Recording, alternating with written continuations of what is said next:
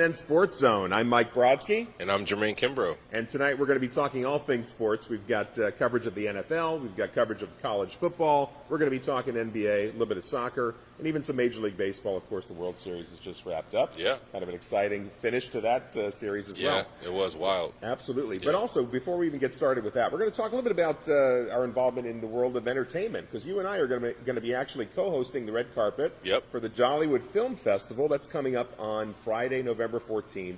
Starting at 6 o'clock p.m., we're going to be live streaming this on Florida National News.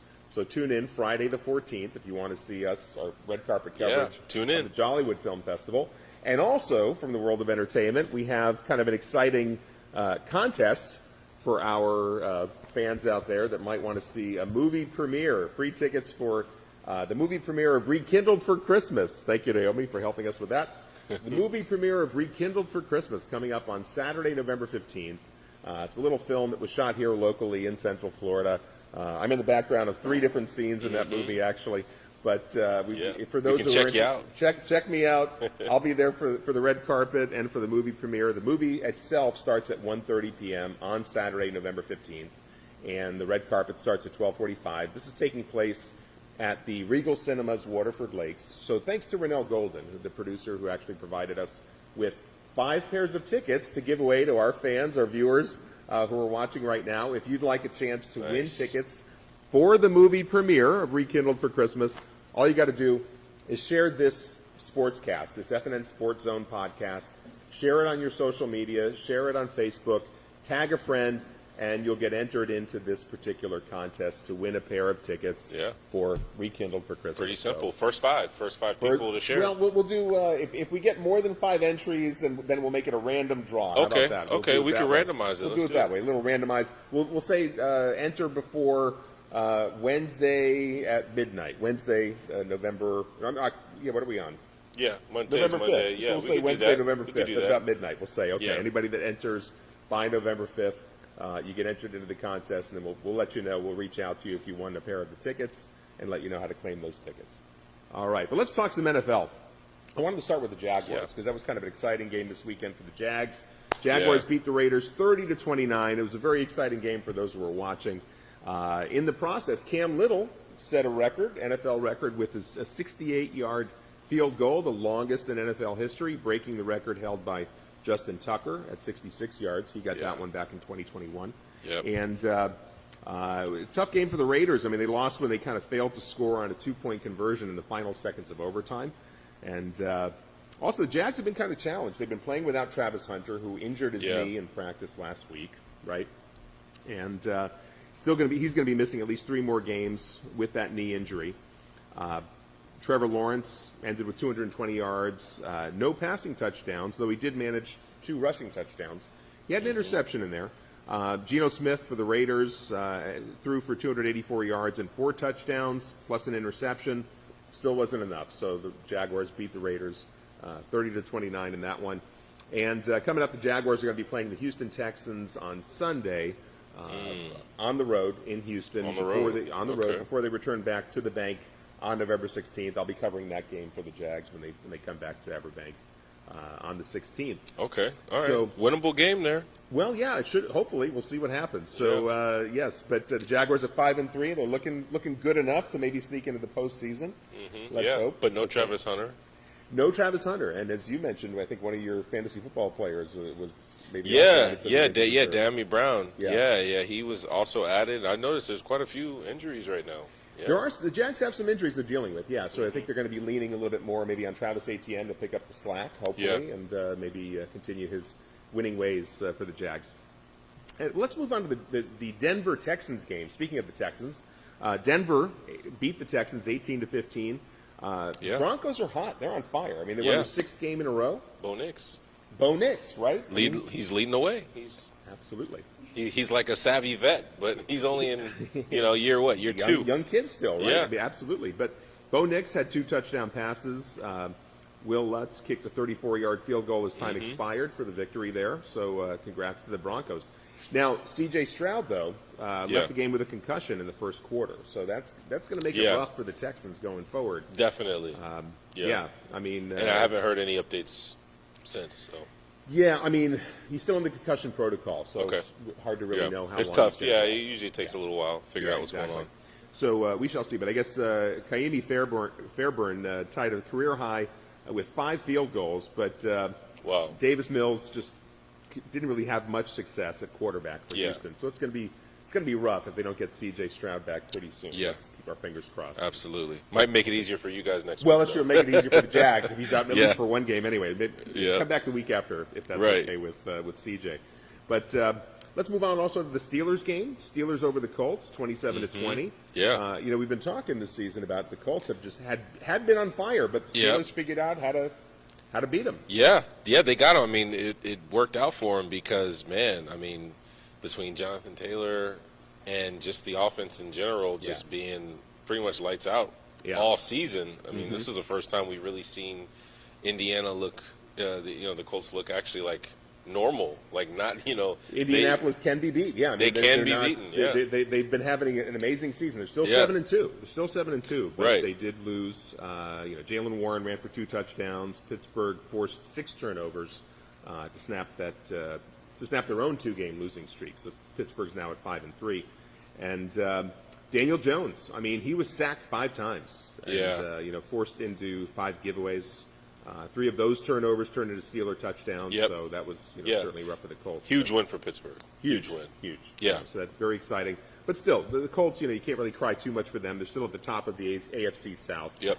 And even Daniel Jones still had 342 yards passing, but those 3 interceptions, certainly didn't help their cause anymore. Yeah. So I'm sure that they're still going to be fine. There's still a lot of football left to be played this season, right? For sure.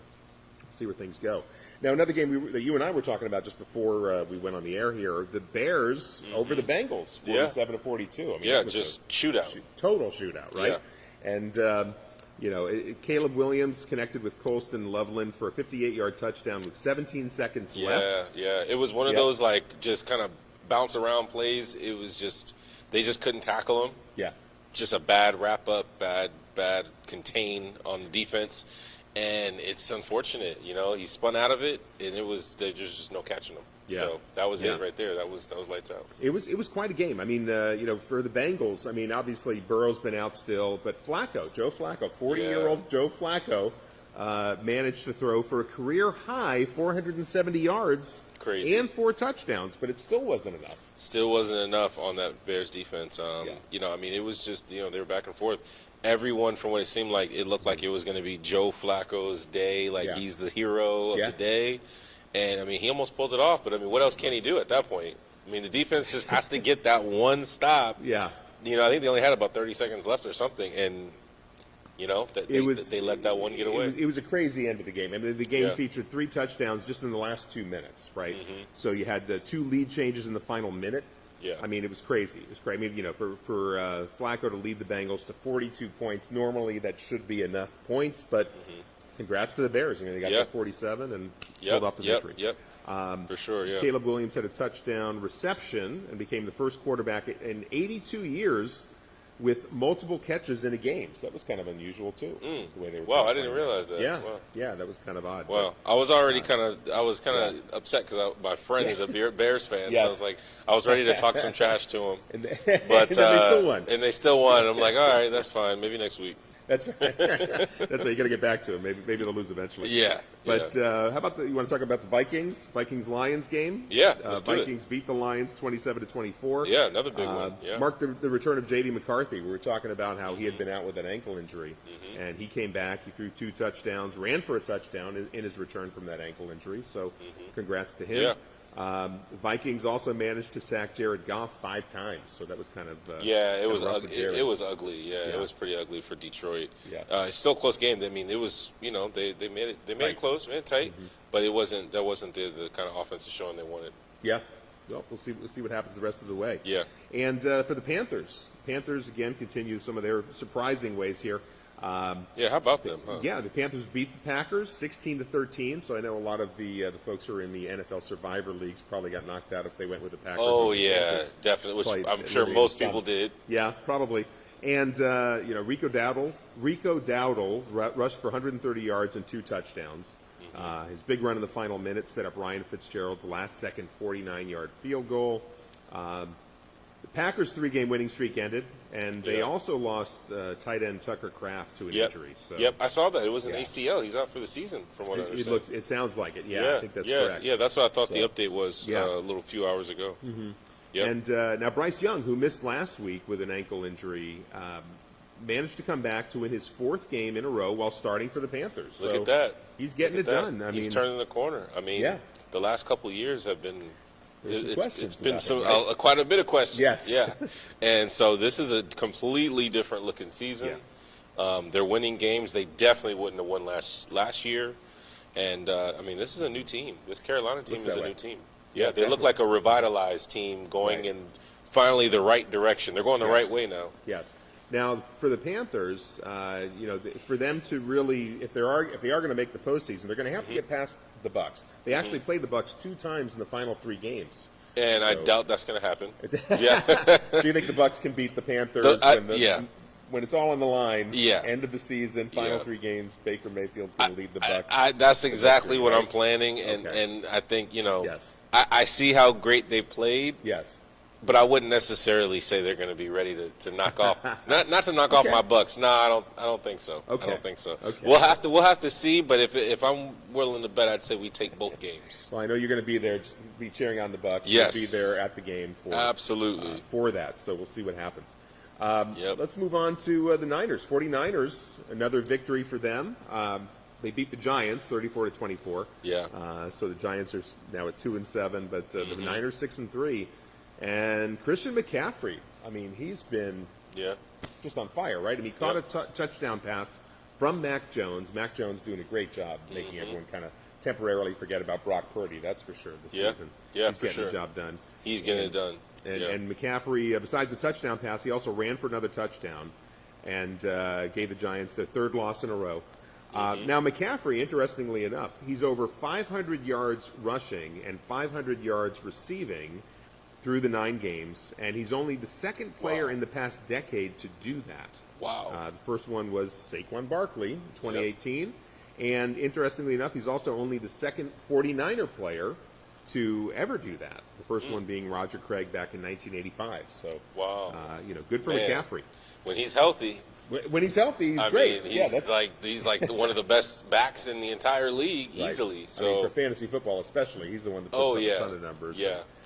But then again, it can be challenging because if you got McCaffrey and he goes out with an injury in previous seasons, he's killed a lot of playoff points, I think, for a lot of fantasy football players, right? Exactly. But this year he looks good. Let's hope he stays healthy. Let's hope if he stays healthy, San Fran is going to be. They'll definitely be in the mix come playoff time for sure. I think that's where we're at right now. It's looking that way. It's looking that way. Yeah, and McCaffrey, by the way, is also up to 16 career games with a rushing and receiving touchdown, breaking the record of Marshall Faulk. Marshall Faulk. Okay. For the most all time, with having a rushing touchdown and a receiving touchdown. Look at that. Interesting stat. Yeah, that's a cool stat. 16 career games for McCaffrey doing that. That's pretty impressive. And another interesting result, the Patriots 24 over the Falcons 23. So Patriots continue their winning ways. I mean, they've been probably one of the biggest surprises I think of the season. It's absolutely 7-2, for sure. Right? Yeah. Drake May throwing for 2 touchdown passes, and he also had a pair of turnovers. But the Patriots held on. They were at home for this, and it was their 6th straight win. Yep. Very impressive. And they also managed to hold Bijan Robinson to 45 rushing yards. So the Pats are actually now the only team since 1950 to hold opposing running backs to under 50 yards in the first 9 games of the season. In the first 9 games of the season. In the first 9 games. Yes. Oh, every game? So in other words, no running back on the other team has gotten above 50 yards. No way, really? The Patriots. Wow, so their run defense is actually that good. It's that impressive, yeah. I mean, I didn't realize 9 games straight. Yeah. Wow. Yeah, and it's been since 1950. I believe it because I mean, it's a whole. That never happened. So wow. So credit to the Patriots. That's huge. Defense. That's a big time stat right big. there. That's big time. time. Absolutely. So now we know for sure. That proves. All right, New England's defense. you're not going to likely be able to run the ball on this New York defense. Seems that way. Seems that way. Unless anyone England goes down with an injury, they're looking pretty good. Yep. And Michael Penix threw for 3 touchdown passes to Drake London for Penix had 222 yards passing.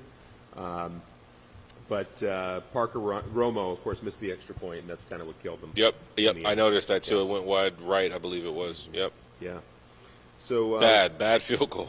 Not good. Unfortunate. Not good. The Chargers 27 over the Titans 20. Justin Herbert with 250 yards and 2 touchdowns. Also ran for another touchdown. Chargers won for the 3rd time in 4 games. The Titans had 6 sacks and a pick 6 and a punt return for a touchdown, but they still lost their 4th straight. So Titans are now at 1-8. Not looking too good. All of that for 10 points. 20 points. 20 points. 20 points. 20 points, actually. Oh, okay. Chargers 27. Yeah, Chargers 27. Titans 20. Yeah. Well, that's right. There we go. There it is. Yeah, for 20 points. 20 right, points. There we go. 20 points. Yeah. But, wow. Yeah, and then I okay. guess... needed win for the Chargers. Definitely. Yeah. Definitely. And a couple of other games. The Rams, 34 over the Saints. There we go. 10. That was, I think it was the 10. I was a little bit ahead. You're jumping ahead of the Saints game. Let's look at that one. Yeah. So this actually marked the debut of rookie quarterback Tyler Show. We were talking about this, how maybe they were going to get rid of Spencer Rattler for a little while and give Tyler Show a chance to prove himself. Yep. He didn't really prove much. I mean, he did have 176 yards passing. He had a touchdown. He had an interception. On the other side, of course, Matt Stafford threw for 281 yards and 4 touchdowns. Yeah, I mean, hard to beat. It's hard to beat. Yeah. Puka Nacua finished with 95 yards receiving and a touchdown. I heard he had an injury though.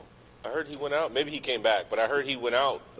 At one point for an injury. Oh, he may have, but I'm not aware of any longer-term injuries. So let's hope it was a minor injury. I would assume that's what happened. Yeah, I just noticed an update when I was watching the games. But I'm glad that's good. Yeah. If you didn't hear it, then that means he must have came back. I think he's and okay. finished it. I know. I didn't watch the whole thing. Yes. But yeah, I mean, man, New Orleans, no answer. They got no answer at quarterback right now. Sadly, no. It's been a rough season for the Saints. So maybe they'll figure it out, but I don't know what the answer is. I think they're going to have to go back to the draft this year and hope they draft somebody spectacular. Right. Maybe some offensive line help too would help them. But on the Rams also, Devontae Adams ended up with 60 yards receiving and 2 touchdowns. So props to him. Two more touchdowns. Hopefully he was on some fantasy teams and got some points for some folks. Now, of course, one of the big games last night was really the Chiefs Bills, right? Yeah. Or yesterday afternoon, I should say. The Bills 28, Chiefs 21. Josh Allen won his 5th straight regular season matchup against Patrick Mahomes, so that was kind of interesting. Allen had 273 yards passing. He had a touchdown on 23 for 26 passing. I mean, really just an amazing percentage there. 23 for 26. 23 for 26. Wow. 23. That's pretty spot on. That's pretty. Yeah. And he also ran for 2 touchdowns as well. So I know we've kind of talked about his running ability. I'm so surprised it was 5 in a row. So 5 in a row in the regular season. In the regular season against Mahomes. Yeah, but in the playoffs, that's where Mahomes gets him. That's where Mahomes gets him. He can never beat him in the playoffs. The Chiefs, I mean, they own the postseason. Yeah, right? For whatever reason, they seem to own the postseason. Yes. Yeah. So that's been the challenge. But in the regular season, interestingly enough, 5 straight victories over Mahomes. So good to know. I wonder what the stat is for the playoffs, because I'm pretty sure the Chiefs.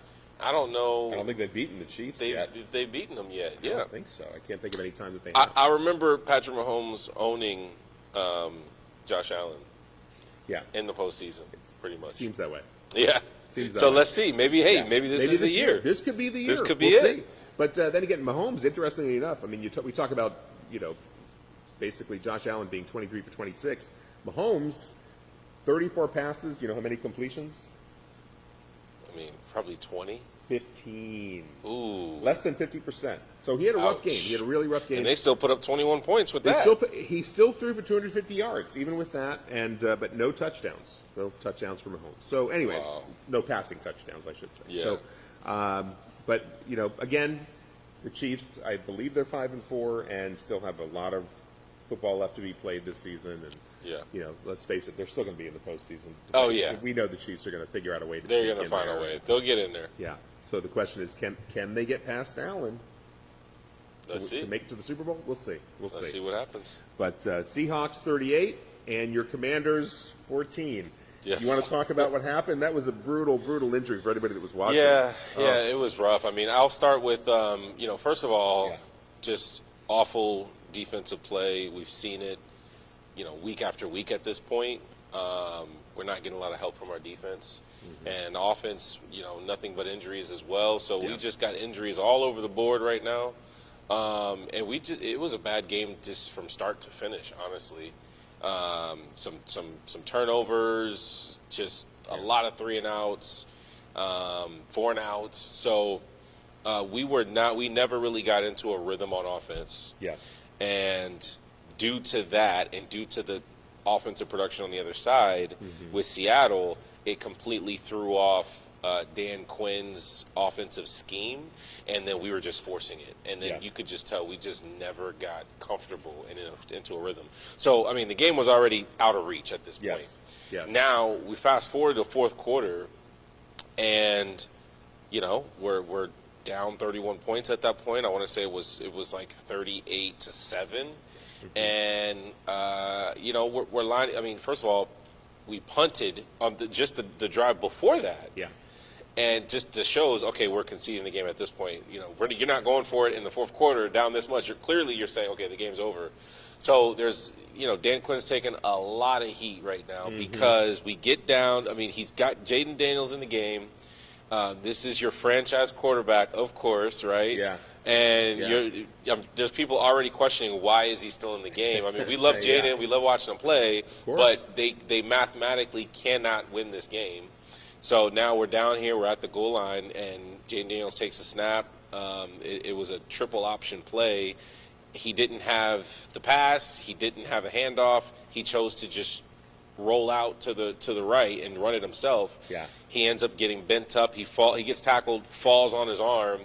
And his elbow, now that we know, was dislocated. Yes. And so just a gruesome shot here. If you did see this happen, or if you looked at it, it's an ugly injury. So look, just viewer discretion advised if you check this out on YouTube or whatever. Yeah.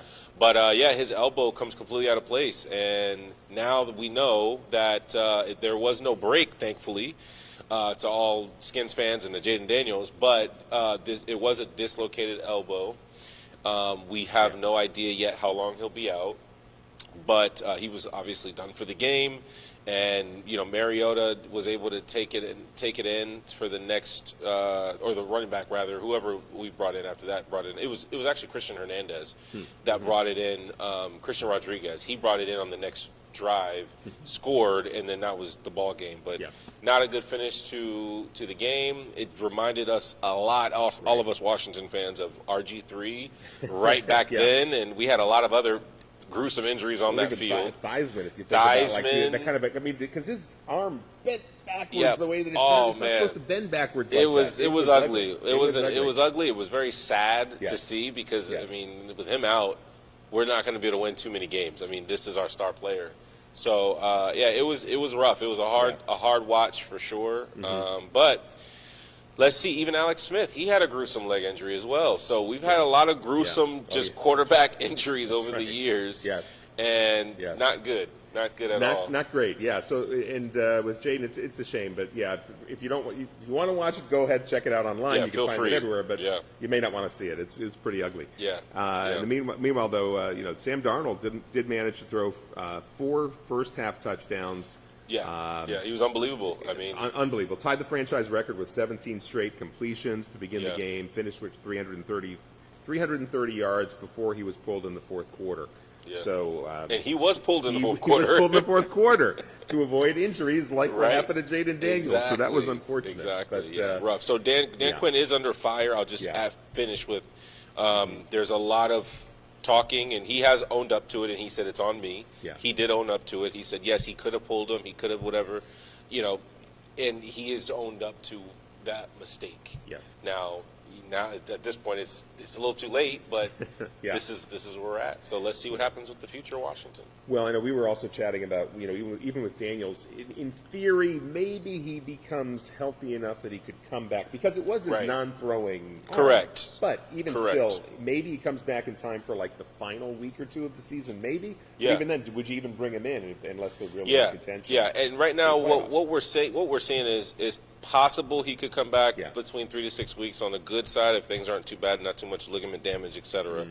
But the only real way he'd come back is either A, there's a mathematical way that we could still win. Let's say Yeah. we string a few wins in a row or whatever. If there's a chance we can get into the playoffs, he would definitely play. Or look, the coaching staff may just want to see him get out there if he's Yeah. like for sure ready to go, to have some positivity going into the next season. True. He still is a second-year quarterback. They're going to want to see that development for him. So if it really makes sense and he is healthy, Yeah. and they can protect him, the O-line's holding up, then they'll probably put him back out there the last couple of games. Yeah. If it makes sense. So they're gonna reevaluate, and hopefully if we get more people back from injury, Yes. that's another incentive. Like, okay, he's got people to throw to, he's got Right. the guys to protect, etc. So there's a few different variables to that. So in the meantime, I guess fingers crossed for Marcus Mariota. Let's see if maybe he can Come on, Marcus Mariota, rejuvenate that career. get us a couple wins, just get us something, Absolutely. something to be happy about. That's right. And we'll kind of flash back briefly. Thursday night, Ravens 28 over the Dolphins 6. Lamar Jackson, of course, returning to the field, having 4 touchdown passes in his return from that hamstring injury. So good to see he's back on the field. Yeah, And meanwhile, yeah. troubles just continue for the Dolphins and for Tua. It's just I don't know what it's going to take to get the Dolphins Yeah, back on that's track. bad. Yeah, 6 points. Yeah, and then of course tonight, Monday Night Football, Arizona at Dallas, starting at 8:15 p.m. And of course on Thursday coming up, we've got the Las Vegas Raiders at the Denver Broncos, and that game also will kick off at 8:15 p.m. So that's coming up on the 6th. But let's move over to a little bit of college football. Let's talk some college here. Let's do it. Kind of a rough weekend for Florida fans, that's for sure. You had the Miami Hurricanes losing to SMU 26-20 in overtime. That was unfortunate for Hurricanes fans. UCF blown out by Baylor 30-3. Yeah, that was bad. Gators lost to Georgia 24-20. Now you could look at it and say, well, they only lost by 4, but Gators fans aren't happy with that. I mean, Right. Obviously Georgia, they're tough. They're at number 5. So it was you kind of expected Georgia to win, really. Right. The way the Right. Gators season has been going, but But it was right there, though. it was so close. It was so close. Could have gone either way. Now, on the bright side, Seminoles fans can rejoice that the FSU beat Wake Forest 42-7. So, congrats to FSU for getting the state of Florida at least one victory this past weekend. Anyway, so we'll take that one Against Wake Forest. against Wake Forest. That's right. North Carolina. No, yes, so a little bit of ACC action. Now, of course, my Duke Blue Devils was very happy to see them beat Clemson. That was very exciting. Oh, That kind of yeah. last-minute victory. Man. Shocking that they were able to pull it off, but Crazy. they did. And What a win for you guys, huh? that was big. Apparently, it had been a long time since Duke had actually won a game in Clemson. So at Wow. Clemson, that was fantastic for the Blue Devils. Meanwhile, in the top 25, you still got Ohio State at number 1, Indiana at number 2, Texas A&M at number 3, Alabama at 4, Georgia at 5, Oregon's number 6, Mississippi's at 7. And then you had a bit of a shakeup because of some of the losses that you saw this weekend. But number 8 is now BYU, number 9 is Texas Tech, and number 10 is Notre Dame. So All right. Notre Dame's back in the playoff contention the way that things are going. So we shall see how the rest of the All season right, look plays at out. that. And Georgia Tech also dropped to number 16 after their first loss to NC State. And Miami, by the way, after their loss to SMU that we talked about, they're now at number 18. So they've dropped a little bit further back. But let's talk a little bit about NBA basketball, right? Let's do it. NBA season just getting underway. Let's do And it. we've got our NBA correspondent, Sebastian, to join us. Welcome, Sebastian. Hi, guys. Good to How have you you doing? here. Thanks see for you. coming to join us, of course. Welcome, We appreciate welcome. it. And we're gonna kick it Yes. old school. We got the old school mic. You get to Still to wireless, work that. so not as old school, but we're gonna pass it back and forth this time. Yes. Yeah, that sounds good. No worries. Before we get into NBA, I want to talk a little bit about MLS. Okay. Some Inter Miami, because that's our Florida team now. Unfortunately, Orlando City, maybe next season, you know. To start off, Inter Miami versus Nashville SC. They were at Nashville. Yep. Okay. Unfortunately, we took an L. Final score was 2-1. Nashville's Sean Surridge converted a penalty in the 9th minute. So an early start for them. Okay. Right before the game, halftime, Nashville's Josh Bauer scored in the 45th minute, right before the half. So already Miami's looking like, oh no. But it's like when you get down at the half, it's hard to come back from. Yeah. But unfortunately, at the last minute, the 90th minute, Messi comes in and scores, but it was already too late. Right. So going into it, just from what I saw, Nashville dominated early in mid-game and had way more possession. It was not way more possession. It was 60% possession, and that momentum with 2-0. You know, you can't at the half. You can't really do anything about that. Right. And then now there's a game 7. There's not a game 7, a game 3. It's best of 3, how the playoffs work for them.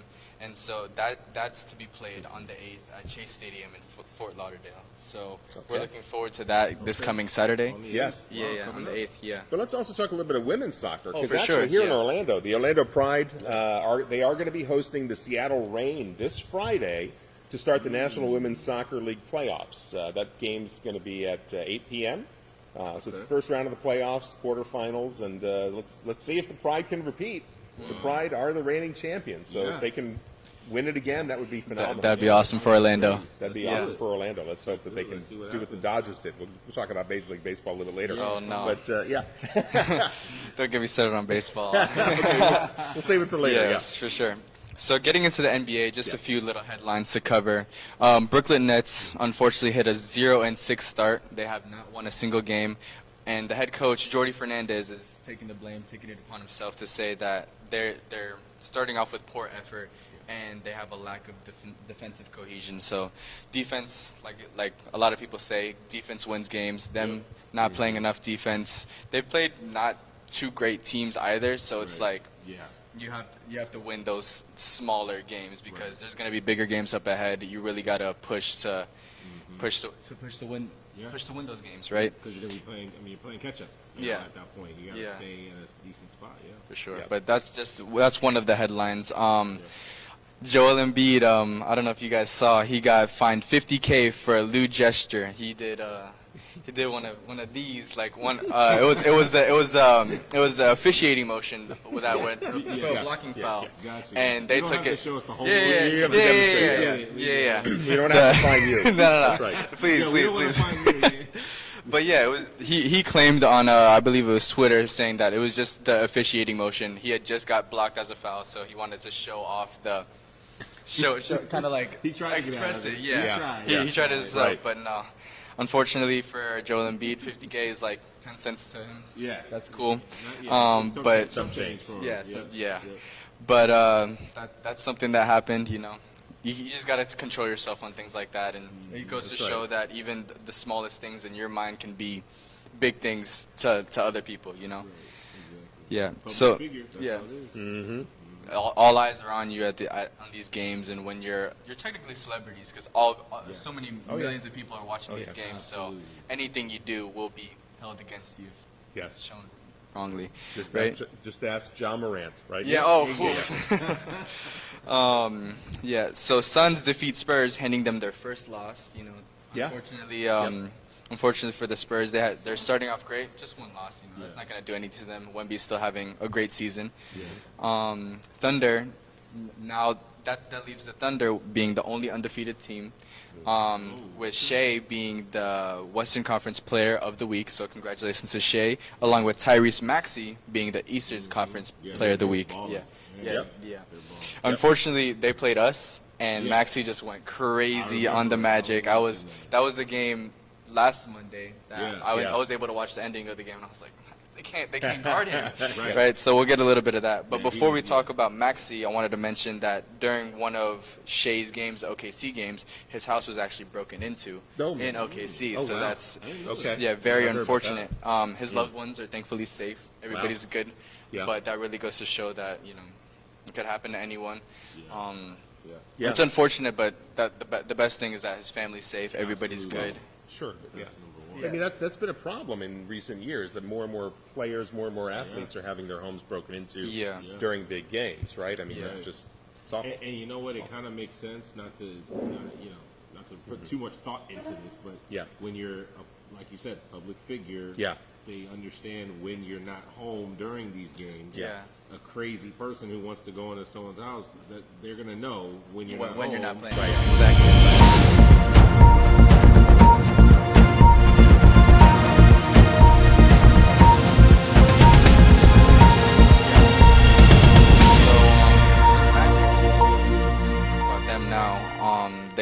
They finally snapped their 4-game losing streak. Unfortunately, we had that going on, but we are now at a start of a new 2-game winning streak with them playing tomorrow. I want to talk a little bit about the games. Magic versus Sixers, I just mentioned that. Franz had 22 points, Banchero 32 points, Desmond Bain 24 points. So our big three were producing. Right? Producing. Yeah, they're looking good. Yeah, but unfortunately, Maxey had 43. Yeah, Maxey really came out and showed that he means business. He earned that Player of the Week. I'll say that much. Right. And then VJ Edgecombe, he's still balling. He's a great rookie. 26 points for him. So that was a good game. I watched that one. That was very fun. Solid, and then another loss with the Pistons, 116-135. Paolo had 24. Franz had 22. But Cade Cunningham just came out, scored 30. Jalen Duren with 21. So that was another loss for us, the Magic. Then we finally got our first win after four losses against the Hornets, 123-107. Franz had 21, Banchero with 20, and Anthony Black with 20. Actually, no, everybody. I'm looking now. A lot of people scored more than 10 points. They're starting five. They're all balled out. They look good. All in double figures. Good. Yeah. Franz with 21, Banchero with 20, Anthony Black with 20, Tristan Da Silva with 19, and Wendell Carter Jr. with 18. So they all produced. They all did what they had to do. And you could tell when I mentioned the next game, they're really starting to get back on their footing and their offensive footing, what they've been seen and they need to work on, and you could tell that they're really starting to get their footing and get their chemistry going. Lonzo Ball only had 17, so you could tell Lonzo Ball's their guy. So the Magic are very focused on their defense now. They've always been good at defense. It's just producing the offense. So it's good to see that they're coming back with that. And then we got our second straight win against the Wizards.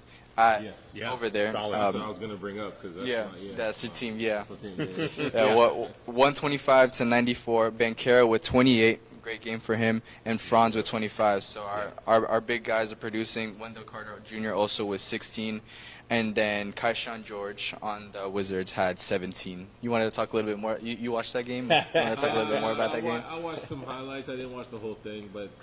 You know, the Wizards had a couple close ones, and man, lost by literally 2 points, and couple games where it's like must-haves, and we didn't pull it off. Actually, Philly, we lost by buzzer 2 points to Philly. Oh wow, it was a close game, but they're showing a lot of promise. Still haven't seen yet what we need to see from them, but we'll see. We'll see what comes. I mean, definitely they got some solid players right now.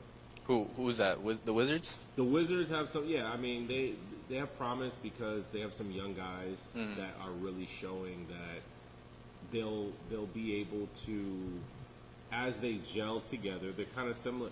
They're kind of like I feel like they're a couple years behind Orlando. Right. Whereas they're young, but they're still figuring themselves out, figuring the gelling out and the mixture of a couple of vets, a couple of young guys. So we'll see. But, I mean, look, they're playing competitive basketball. That's the good thing. Yeah, that's good. We'll see what happens for Washington. Right. And then for the upcoming games, we have tomorrow, Magic at Hawks. Magic here.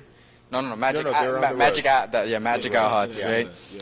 In Atlanta. Tomorrow, the 4th at 8 o'clock. And then they actually come back here. Back home in Orlando to play Boston for the Emirates Cup game. Are you guys excited for that, right? Absolutely. I know the players are excited. They get a chance to win some money maybe with the in-season tournament. Oh yeah. Which one is that one? Is that Thursday or Friday? That's on Friday. That's Friday. Friday against the Celtics. Oh, okay. On the 7th. And then they play the Celtics again on the 9th, but that's not for the NBA Cup. Yeah, it's just a regular season game. It's like a 4-game tournament. And based on the records for your division, they're kind of divided up into like different divisions, and then basically they kind of start going head to head, and then the winners will go off to Vegas to play in the championship, and then the winner gets like a bunch of money, and second place also gets a decent amount of money, and then so there's a little extra money for the players. I think it's top 2 from every division, I believe. Top 2 from every division. Top two teams from every division. And then they do a bracket, kind of set up the bracket, and then they do that little tournament. Yeah. But it's gonna be a good couple of games, and I'm really excited for the upcoming season. Looking forward to see what the Magic do in the in-season cup. Hopefully we could get a win against Boston. Let's hope. And for the Hawks game too, by the way, Trae Young is out. So maybe that improves the Magic's chances of actually winning. Yeah, because I think it was 2 weeks ago. Trae Young, in the 2 weeks ago he played us, and he was balling it against us, and he really showed out in that fourth quarter. So hopefully this can turn us around. Unfortunately, Trae Young's out for them, but fortunately for us, let's hope we could get a win with tomorrow. Yeah, that's right. We'll take a victory any way we can get it. Right? For sure. Magic. Yeah, absolutely. But let's kind of talk a little bit about Major League Baseball. I mean, did you guys pay any attention to the World Series at all this year? I watched. I'm going to let him go first because he seems like he's not too happy about it. Yeah, I watched that Game 7. I'm not too much of a baseball guy, but I know I do not. I'm not. Blue Jays fan? I prefer the Blue Jays over LA. I was rooting for the Blue Jays, right? And it was a great game overall. Right, it was a good game. Yeah. But I actually learned a lot about baseball while I was watching. And so every time I'd find something, I was like, wait, you can do that, you could do that, you could this. I'm like, oh no, like a lot of the players that you wouldn't expect from LA to really show out. Like Shohei Ohtani wasn't really all that there, but all the other players were there to really show out and really prove themselves. But an amazing game from both teams. Congratulations to the Dodgers, obviously, but unfortunately, I wanted the other. I wanted the Blue Jays to win. You didn't have any money on them, right? No. Okay, no money involved. That's all right. That's the good news. Okay, good. But it was an interesting game. I mean, certainly, the fact that you had, Yoshinobu Yamamoto. I'm going to mess up his name. Yoshinobu Yamamoto was the MVP. And what was amazing is that he had pitched in Game 6, and then he comes in relief in Game 7 and got the last 8 outs for the Dodgers. So very impressive.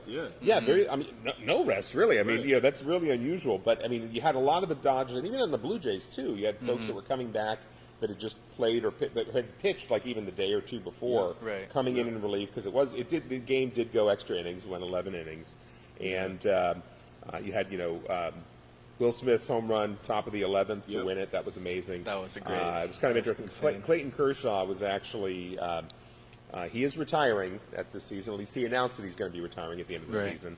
And he was in the bullpen, ready to come in, and kind of didn't even realize that the Dodgers had just won and that he didn't even need to come in to pitch. But it was when the Dodgers had that victory, it was basically the first time that you had back-to-back World Series champions since the Yankees back in 2000. So it's been 25 years since you had a repeat winner. And so congrats to the Dodgers for that. Now, there was a very interesting stat, a little something that I thought I'd share with you guys and with our viewers here.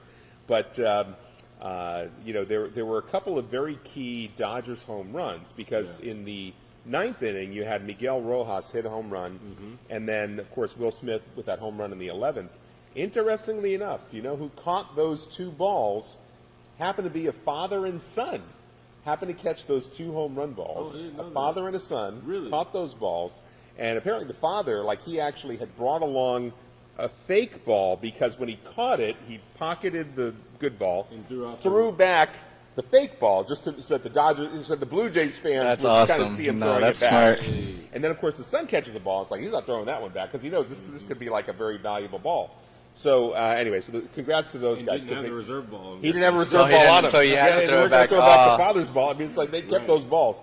So because you figure, obviously, I'm sure some Dodgers fan would probably pay $1 million. I don't know. What are those balls worth? I don't even know. Yeah. So anyway, congrats to those guys. They were both Blue Jays fans. Father and son. Blue Jays fans. So unfortunate because they were watching their team lose, but. monetarily, I think they're going to be compensated. They'll make their money back. Perhaps. They'll get some money out of it if they decide they want to sell. There's some positivity there. Something positive may come out of it. I think they had a better night than they anticipated. So. That's right, at least financially anyway. Yeah. But and also kind of some interesting stats that I'll just kind of share here. There were only 2 players in Major League Baseball history who in a single postseason ended up with 12 extra base hits, 12 walks, and 8 home runs. Those 2 players played in this World Series. It was Vladimir Guerrero Jr. and Shohei Ohtani. So congrats to those guys. Very impressive for both of them. Wow. And also kind of another interesting stat, some folks may remember there was that 18-inning Game 3, and the singer of the national anthem was actually Brad Paisley. And interestingly enough, if you look at his stats, he has sung the national anthem in like a bunch of extra innings games. Like, I don't know what it is about Brad Paisley. Maybe it's his fault. Could be his fault. It's the curse. That's why the game went in 18 innings.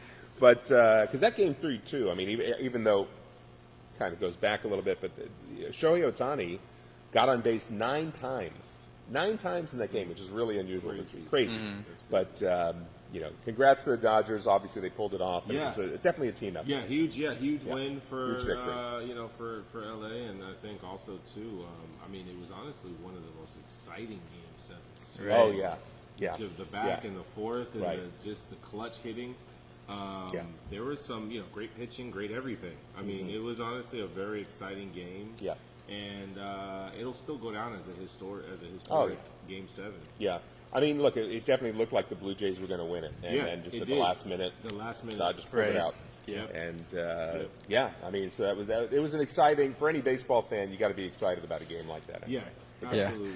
I will say I haven't watched too much baseball. I'd say that's my, maybe 4th or 5th game ever watching. Okay. If baseball was like that all the time, I'd watch baseball all the time. That was an incredible game. That's right. On my It's like that all the time, but you definitely see a lot more of that in the playoffs for sure. Yeah. For sure. So I'll definitely be watching more baseball because that was exciting. That was an exciting game, exciting time. Yeah. It gets that way. It's similar to the hockey. I don't watch a lot of baseball.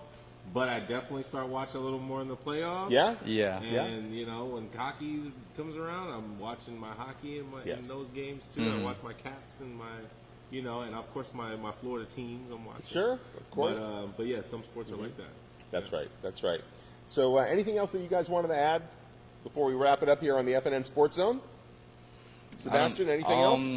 No, nothing. Just look forward to more magic. We have our Emirates Cup coming up, so just look forward to that. For that Friday. Yep. Yeah, no, that's it for me. I'm good with it. All right. Terrific. Well, I'll just kind of mention one more time for those who might have missed the beginning of the Sports Zone podcast here. We're giving away tickets for the movie premiere of Rekindled for Christmas. So if you want to join me on the red carpet and kind of check out that premiere, I'm in 3 of the scenes in the background there, but this film was shot here in Central Florida. And again, if you want to win a pair of tickets for you and a friend, all you got to do is share this FNN Sports Zone podcast that you're watching right now. Share it on Facebook, tag a friend, and you get a chance to win one of 5 pairs of tickets that we're going to be giving away for this movie premiere coming up on Saturday, November 15th at the Regal Cinemas, Waterford Lakes. And the movie starts at 1:30. And the red carpet will start at 12:45 that afternoon. So if you want to come and join us, that would be fantastic. And free tickets. So this is the first contest we've done. Anything like this. So it's free. It's free. It wouldn't hurt to enter. Free to enter. And if you win, we'll reach out and let you know how to get your tickets. So and plenty of restaurants and ice cream shops and all kinds of stuff around you can go to. Oh, that's true. Waterford Lakes. You can make it a date night. Absolutely. Nice little afternoon. It's a day because it is a 1:30 screening. You'll be done by like 3:30. You have a nice little afternoon for yourself. Really? Yeah. I think the run time's about an hour 39. So even though there might be a little bit of intro kind of stuff, you'll be done by 3:30, 4 o'clock, no problem. There you go. So anyway, thank you for joining us at FNN Sports Zone. I'm Mike Brodsky. I'm Sebastian Yepes. And I'm Jermaine Kimbrough. And we'll be back next Monday at 6:30. Stay tuned for more and keep it on Florida National News all the time.